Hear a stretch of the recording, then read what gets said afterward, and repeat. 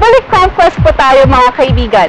Gaya po ng aming laging sinasabi, nasa inyo ang kapalaran ng ating mga contenders dahil kayo ang may power to text vote.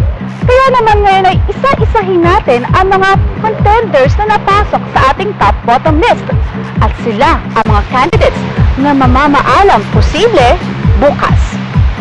Malaki ang porsyento ng text votes para manalo ang isang contender dito sa Conquest. 70% lang naman ito. Dahil kahit anong sipag at tiyaga sa mga challenges ng ating mga contenders, tiyak na tsugi ka pa rin pag di ka pinanigan ng masa pagdating sa text voting. Kaya kayong mga walang appeal sa masa, humanda na kayo! Based on the latest text vote results, as of August 10, 2006, 7:38 p.m. Bakit puro na lang ako? Diyos ko.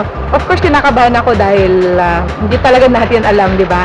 Kasi during my past days na talaga, nag-isip talaga ako, sabi ko, naku, baka mamay. Kasi ang daming ang against sa akin, di ba, pagsali ko dito. Pero, as of now, hindi na ako mas kaba na katulad yung first. Kasi, of course, ang pinaka-worst yung first yung talagang ma-feel mo yung ganun Kasi that was my first time talaga na sa ganyang klaseng sitwasyon. So ngayon, parang medyo easy na lang siguro yung ko. So, pagdasal ko na lang na sana naman huwag naman ako matanggal muna kasi para bang ang dami pa akong gustong gawin, marami pa akong i-share, marami pa akong dapat patunayan, marami pa akong dapat magampanan kung ano man ang mission ko dito. So, kung sakali man talaga na mabigyan pa ako ng pagkakataon, talagang magpapasalamat talaga ako, lalong-lalo na po sa Congress. And of course, malaking bagay po talaga yung mga voters kasi sila po talaga ang majority na talaga sa kanila nakasalalay talaga kung ano yung maging kalagayan ko po dito. So, sana po, nandyan lagi ang suporta ninyo. At huwag niyo pong kalimutan na iboto po ako. At saka iboto po kaming lahat. Kung pwede lang sana kami lahat. Kasi, parang napakasakit talaga yung may mawawala sa amin kasi parang pamilya na rin ito. Diba? Kaya kung may nawalang parang parte ng pamilya, isang membro, kay dalawa, tatlo, apat, talagang napakasakit. So sana naman, stick together kami lahat hanggang sa huli. Noon talagang tapos na Isa lang naman noon ang gusto mo na matanggal kasi yung treatment siya sa akin, yung parang walang utang na loob. Pero at this point, ayoko na may matanggal. Kung pwede lang sana, ayoko may matanggal. Wala talaga ang mapili. Kahit isa sa kanila, kung tutuusin, dapat ako na lang matanggal kung yun man ang kailangan talaga. I'm just being honest talaga. Galing sa puso ko yun. Kaya, kung pwede, wala akong gusto. Well, hindi showbiz talaga ito. Kasi talagang, alam mo, sa totoo lang, napamahal na sila sa akin. At alam mo talaga kung ano yung naging karanasan nila, kung ano yung sacrifice nila. At alam ko, hindi sila sasali dito kung hindi nila talaga gusto ito Kaya, wala talaga as of now. Hindi showbiz Totoong-totoo talaga. Coming from my heart. Samantala, kung kaliwat kanan ang batuhan ng komento ng bawat isa sa ating mga contenders, maging ang ating mga televiewers kaliwat kanan din kung mag-comment. Kaya't halika silipin natin ang mga comments ng ating televiewers sa Showtime Conquest Blogspot. Look at the rainbow, look at the sky, look at the sunshine in your eyes. I wanna be close now, I wanna be here now till the morning light. Look at the rainbow, look at the sky, look at the sunshine in your eyes. I wanna be close now, I wanna be here now till the morning light.